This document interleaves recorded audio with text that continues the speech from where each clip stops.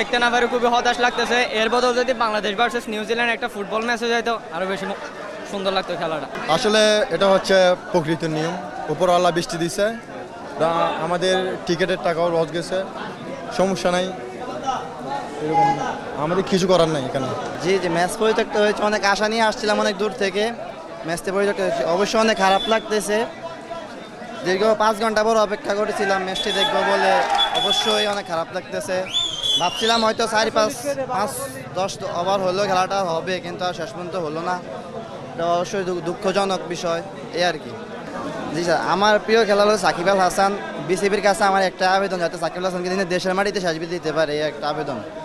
সাকিব আল হাসান যাতে লাল সবুজে জার্সি গায়ে নিজের শেষ বিদায়টা দিতে পারে নিজের মাটিতে, এই একটা বিসিবির কাছে আবেদন। খেলোয়াড়রাও বাইরে আসে নাই, এটা দেখে আমাদের খুব খারাপ লাগতেছে। আগামী নেক্সট ম্যাচে যদি এখানে যদি চলতো তাহলে তো এটা দেখার কোনো সুযোগ হইতো। এখন নেক্সট ম্যাচ দিচ্ছে ঢাকায়, এটার কারণে আরও একটু বেশি খারাপ লাগতেছে। আশা করি ম্যাচ সিরিজ বাংলাদেশ টিম জিতবে, এই আশায় প্রত্যাশায় রাখি। যদি বাংলাদেশ টিম যদি সিরিজ জিতলে এই কষ্টটা আমাদের কষ্টের মধ্যে থাকবে না, আমি আশা করতেছি। এই দৃশ্যটা আসলে কোথাও দেখা যায় না। আগে কিন্তু আবহাওয়া অধিদপ্তর জানিয়েছিল যে সারাদিন বৃষ্টি হতে পারে। এটি জেনেও আপনারা অনলাইনে টিকিট কেটেছেন, এসেছেন, প্রায় 5 ঘন্টা অপেক্ষা। ক্রিকেটের মায়া থেকে ক্রিকেট দেখা।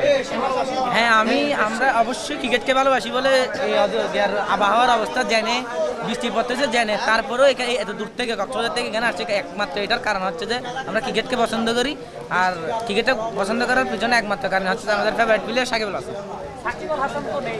সাকিব আল হাসান আসবে আশা করি অতি শীঘ্রই। তিনি আমাদের মাঝে আমাদের জাতীয় দলে প্রবেশ করবে, এটা আমি আশাবাদী।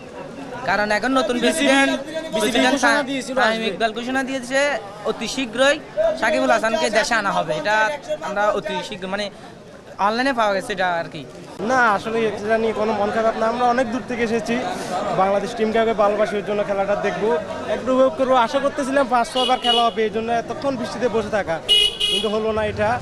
আর মূলত এখানে আসছে সাকিবের প্লে কার্ড নিয়ে ঢুকার জন্য, ওইটাও হলো না, এতটুকু আর কি। চট্টগ্রামের মানুষ একটু খেলা বেশি ভালোবাসে। জি, এটা আমরা তো মিরেশ্বরের পোলা, আমরা একটু খেলাধুলাকে অনেক ভালোবাসি। আর রীতিমতো এর থেকে আর কিছু না। এই যে অনেক দূর থেকে মনে হয় এসেছেন, জি। খেলা দেখতে এসে কত টাকা খরচ হলো? এই মিনিমাম 2000 টাকা খরচ হয়েছে। টাকাটা তো বিষয় না, খেলাটা হচ্ছে বিষয়। খেলাকে ভালোবাসি, ওই জন্য টাকার মায়া তো আর করি নাই।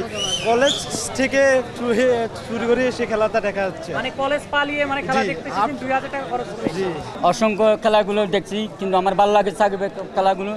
আমি এই জন্য সাকিবের ভক্ত বেশি, সাকিবকে খুব মিস করি আমি, কিন্তু ওয়ানডে দেখতে পারলাম না, টি20 দেখতে পারলাম না, আগামী বিশ্বকাপে দেখার জন্য খুব মিস করছি। সাকিব আল হাসান আসবে, বাংলাদেশ আসবে।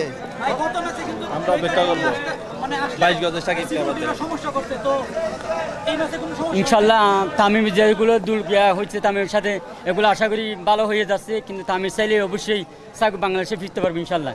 তো তামিম তো সাকিবের বন্ধু, তার কাছে রিকোয়েস্ট করেন কিনা যে তাকে যেন ফেরানো হয়? ইনশাল্লাহ সাকিব তো বন্ধু, আমি এটা অবশ্যই জানি, কিন্তু তামিম চেষ্টা করলেও ওনাকে ফিরেতে পারবে ইনশাল্লাহ বাংলাদেশে, ওটা আশাবাদী।